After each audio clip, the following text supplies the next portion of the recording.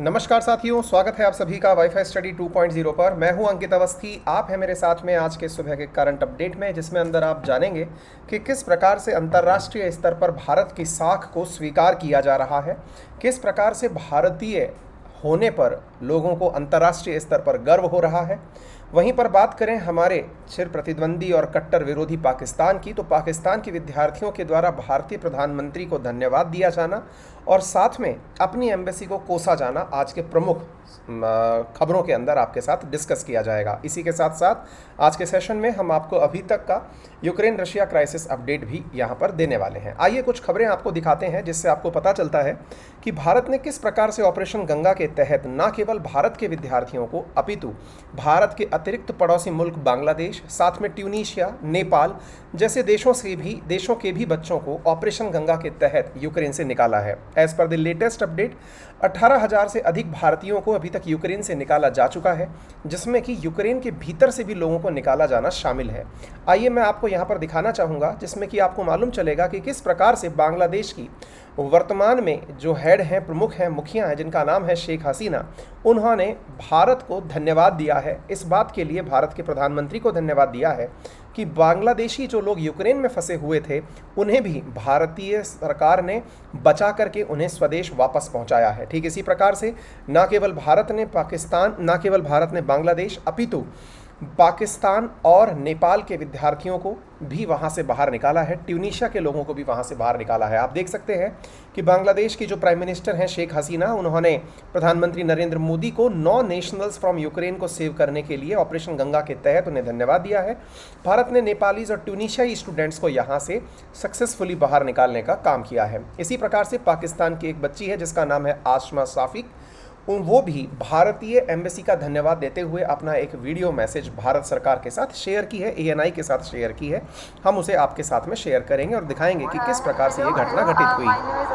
यहाँ पर आपके सामने एक वीडियो शो किया जा रहा है, जिसमें एक पाकिस्तानी स्टूडेंट है जिन्होंने भारतीय प्रधानमंत्री नरेंद्र मोदी को इंडियन एम्बेसी इन कीव के लिए इवैक्यूएशन के आधार पर, क्योंकि इन्हें उस वार टॉर्न एरिया से सेव करके वेस्टर्न यूक्रेन की तरफ लाया गया, जिसके आधार पर ये अपने द्वारा धन्यवाद प्रेषित करती हुई आपको यहाँ दिखाई पड़ रही हैं।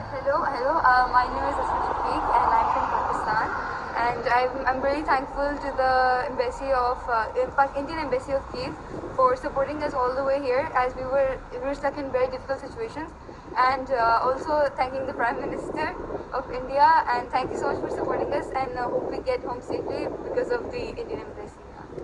इसी प्रकार से साथियों आप यहाँ पर देख सकते हैं कि शेख हसीना जो हैं वो प्रधानमंत्री मोदी को 9 बांग्लादेशियों को सही से निकाल लाने के लिए धन्यवाद देती हुई दिखाई पड़ रही हैं। आपको मालूम हो कि ऑपरेशन गंगा यूक्रेन में फंसे हुए भारतीयों को निकालने के लिए शुरू किया गया एक मिशन है। इसी प्रकार से एक न्यूज़ आपके सामने एक न्यूज़ और शेयर की जा रही है। ये जिस तरह के सोर्सेज से आई है, हम आपके साथ में सोर्सेज की पुष्टि नहीं कर सकते, क्योंकि ये विद्यार्थियों के द्वारा अपलोड किए गए वीडियोस हैं विभिन्न प्रकार के ट्विटर हैंडल्स पर, लेकिन चूंकि ये बहुत ज़्यादा मल्टीपल न्यूज़ चैनल्स पर यूज़ हो रहे हैं, इसलिए हम आपके साथ इन्हें शेयर कर रहे हैं। ये केवल इसलिए है कि आपको ये विश्वास हो सके कि भारतीय होने का गर्व कितना बड़ा होता है, भारतीय होने पर आपको कितना प्राउड फील होता है, अंतर्राष्ट्रीय स्तर पर भारत की साख का आपको क्या महत्व दिखाई पड़ता है। अस्सलाम वालेकुम। हाँ जी, एम्बेसी की तरफ से कोई रिस्पांस आया? कोई रिस्पांस नहीं है। तो आप बताएं कि कैसा दिन गुजरा आपका? सुबह से मैं देख रहा हूँ आप लोग इधर बैठे हुए। हम लोग यहाँ पर परेशान हैं, उनको कोई टेंशन ही नहीं है। हमसे बेहतर तो इंडियंस है, हमें पाकिस्तानी होने का नुकसान हो रहा है यहाँ पर। अच्छा, जैसे देख रहे हैं मेरी बहन को पाकिस्तानी होने के पे गर्व नहीं महसूस हो रहा। अस्सलाम वालेकुम। यहाँ पर आप देख सकते हैं कि ऐसे ही अगर आपको एक मुद्दा याद हो, जिसमें मैंने आपको बताया था कि एक बार जब इंडियन नेशनल्स वहाँ से इवैक्यूएट हो रहे थे, तो यूक्रेनी सेना ने और विशेष रूप से आसपास के रहने वाले लोगों ने भारतीय छात्रों को कहा था कि चूंकि आप इंडियन हैं और इंडियन होने के नाते भारत सरकार और रशिया के बहुत अच्छे संबंध हैं, ऐसी स्थिति में यदि आप भारत का झंडा अपनी गाड़ी के आगे लगाकर चलेंगे तो आपका इवैक्यूएशन बहुत आसान होगा, रशियन आर्मी आपको टारगेट नहीं करेगी।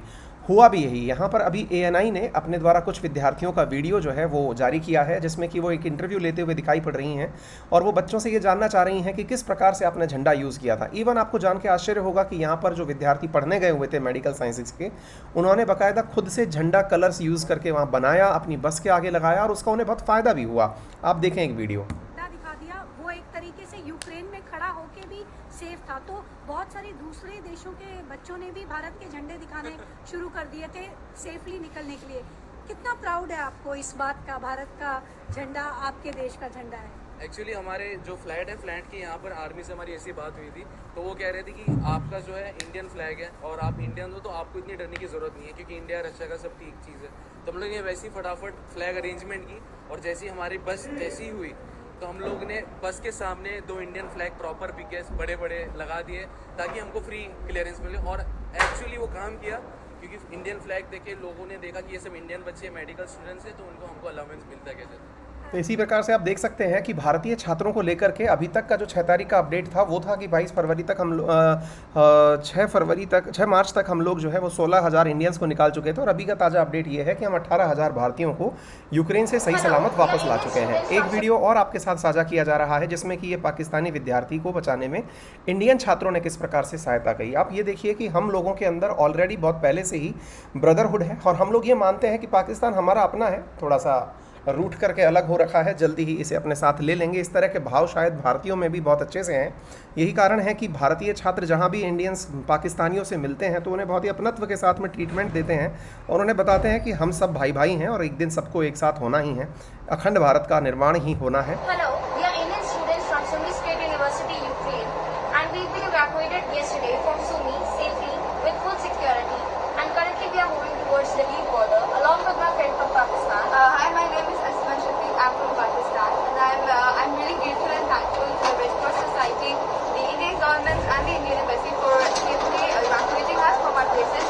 And मेरा नाम गुलरेज हमायूं है और मैं पाकिस्तान से हूँ, और मैं खारकी नेशनल मेडिकल यूनिवर्सिटी का 3rd ईयर का स्टूडेंट हूँ। और इस वक्त जब आप लोग जानते हैं कि यूक्रेन और रशिया की जंग जोरों शोर पे है, और हम लोग सुबह से इधर मेट्रो स्टेशन का सबवे है, हम उधर से बैठे हैं। सुबह से खाने को कुछ नहीं मिला, ना हमने कुछ खाया ना हमने कुछ पिया। हम सुबह से इस तरह लाभार्थियों की तरह पड़े हुए हैं जिस तरह दूसरे लोग पड़े हैं, और बिल्कुल भी एम्बेसी की तरफ से हमारी बिल्कुल हेल्प नहीं की गई, किसी किस्म की भी हेल्प नहीं की एम्बेसडर साहब ने। इससे आप देख सकते हैं कि पाकिस्तान के छात्र किस प्रकार से वहां पर कहते हुए दिखाई पड़ रहे हैं कि एम्बेसी हमारी कोई भी मदद नहीं कर रही है, यानी पाकिस्तान की एम्बेसी पाकिस्तानी विद्यार्थियों को उनके हाल पर पड़ा छोड़ दी है। ठीक इसी प्रकार से ऑपरेशन गंगा के तहत भारत ने बहुत सारे मंत्रियों को विदेशों में भेजा हुआ था, जैसा कि आप सभी को मालूम होगा। आपको भारत के एविएशन मिनिस्टर सिंधिया साहब दिखाई दे रहे हैं। भारत ने बहुत सारे मंत्रियों को अपने तुरंत पड़ोसी राष्ट्रों के अंदर डिपार्ट किया था और कहा था कि आप वहाँ जाकर के भारतीय छात्रों को लेकर वापस लौटें। और इसी प्रकार से इंडिया ने ऑलरेडी कई बांग्लादेशी नेशनल्स को निकाला है। काठमांडू पोस्ट के अंदर बताया गया है कि रोशन झा वो पहले नेपाली हैं जिन्हें भारतीय सरकार के द्वारा यूक्रेन से सक्सेसफुली निकाला गया है। ठीक इसी प्रकार से हाल ही के अगर ताज़ा अपडेट्स की मैं बात करूं तो मतलब जो भारत के राजदूत हैं वहां पर, या फिर जो मतलब एनवॉय भारत के वहां पर लगे हुए हैं सथुपति, उनका कहना है कि उनकी लाइफ का सबसे शानदार दिन है जब उन्होंने भारतीय छात्रियों को सेफली इवैक्यूएट किया। इसी प्रकार से इंडियन टुडे के एक संवाददाता को यूक्रेनियन सेना का सिपाही मिला जो कि हरे कृष्णा चैंट करता हुआ वहाँ पर दिखाई पड़ा। उसे गीता का ज्ञान था। वो व्यक्ति जो है वो अर्जुन और कृष्ण के उपदेशों की चर्चा कर रहा था। कृष्ण के दिए हुए उपदेशों को किस प्रकार से अर्जुन ने अपने जीवन में आत्मसात किया, इसके बारे में चर्चा कर रहा था। यानी कि एक प्रकार से आप इस तरह से समझने का प्रयास करिए कि भारतीय जो परंपरा है, ट्रेडिशन है, वो किस प्रकार से बॉर्डर क्रॉस करके डे बाई डे इधर से उधर मूव करती हुए जा रही है। ये 100% भारतीय संस्कृति का मतलब एक बहुत बड़ा मैसेज है, और निश्चित ही हमें इसे बहुत सिंसियरली लेना चाहिए। ये वीडियो है जिसको आप यहाँ पर देख सकते हैं। बहुत ज्यादा ठंड है इस समय, and we have Andre here with his weapon, with his team, protecting his city from a Russian attack, an imminent Russian attack. And Andre has an India connection. Andre chants Shri Krishna bhajans and shloks to give him strength. Andre, what do you chant for? आप देख सकते हैं I chant Maha Mantra, Hare Krishna, Krishna Krishna, Hare Hare, Hare Ram, Ram Ram, Hare Hare. हरे कृष्णा कृष्णा कृष्णा हरे हरे, हरे राम राम राम हरे हरे। ये आपने सुना। अभी एक Ukrainian सैनिक है जो कि कृष्ण भक्ति में लीन है और वहाँ पर उसे वो स्ट्रेंथ मिल रही है। निश्चित ही ये भारतीय संस्कृति का संस्कृताइजेशन है जो क्रॉस बॉर्डर भी जाता हुआ दिखाई दे रहा है। अन्य अपडेट्स में अगर मैं बात करूं तो आज का अपडेट ये है कि रशिया के जो फॉरेन मिनिस्टर हैं सर्गेई लावरोव, वो टर्की की यात्रा पर हैं, क्योंकि वहां पर उन्हें यूक्रेन से जो अपने विदेश मंत्री यूक्रेन के हैं दिमित्री कुलेबा, उनसे मुलाकात होगी। लगता है कि टर्की इन दोनों के बीच बातचीत कराने में कामयाब होगा। ठीक इसी प्रकार से बेलारूस ने एक अपनी सेपरेट बटालियन क्रिएट की है ठीक इसी प्रकार से हाल ही की ताज़ा अपडेट्स के अंदर जानकारी ये है कि वर्ल्ड मार्केट जिसके अंदर 62% बिगिनिंग ऑफ द ईयर से महंगाई बढ़ चुकी है। जेलेंस्की ने हाल ही के अंदर एक लॉ साइन किया है जिसमें कि यूक्रेन के आम नागरिक को भी अब रशिया के खिलाफ लड़ने के लिए परमिशन दे दी गई है। ठीक इसी प्रकार से व्लादिमीर जेलेंस्की ने कहा है कि कन्फ्लिक्ट को केवल और केवल बातचीत से सॉल्व किया जा सकता है। मुझे ऐसा लगता है कि भारत का मत जो है वो अब यूक्रेन को समझ में आ रहा होगा, क्योंकि भारत ने भी यूक्रेन को यही समझाने का प्रयास किया था कि केवल टॉक से ही सब कुछ संभव है, क्योंकि उन भारत को पहले से ही ये पता था कि नाटो वगैरह शायद किसी का भी समर्थन नहीं करेंगे, केवल एक डिप्लोमेटिक वॉर चल रही है। भारत ने पहले ही दिन से अपना स्पष्ट मत रखा है कि केवल वार्ता से ही चीज़ें संभव होती हैं। फिलहाल के लिए इतना ही। आप मेरा रेफरल कोड अंकित 10 यूज़ करके अनअकैडमी पर 10% डिस्काउंट प्राप्त कर सकते हैं। यूपीएससी का सब्सक्रिप्शन 63,000 रुपये में आपको प्राप्त हो जाएगा। 12 महीने का बैंक का सब्सक्रिप्शन आपको उपलब्ध है 2 महीने के एडिशनल डिस्काउंट के साथ में। अंकित 10 है मेरा रेफरल कोड, आप इसे ज्वाइन कर सकते हैं। Use my referral code Ankit 10 to avail 10% discount on all Unacademy subscriptions. Thank you so much.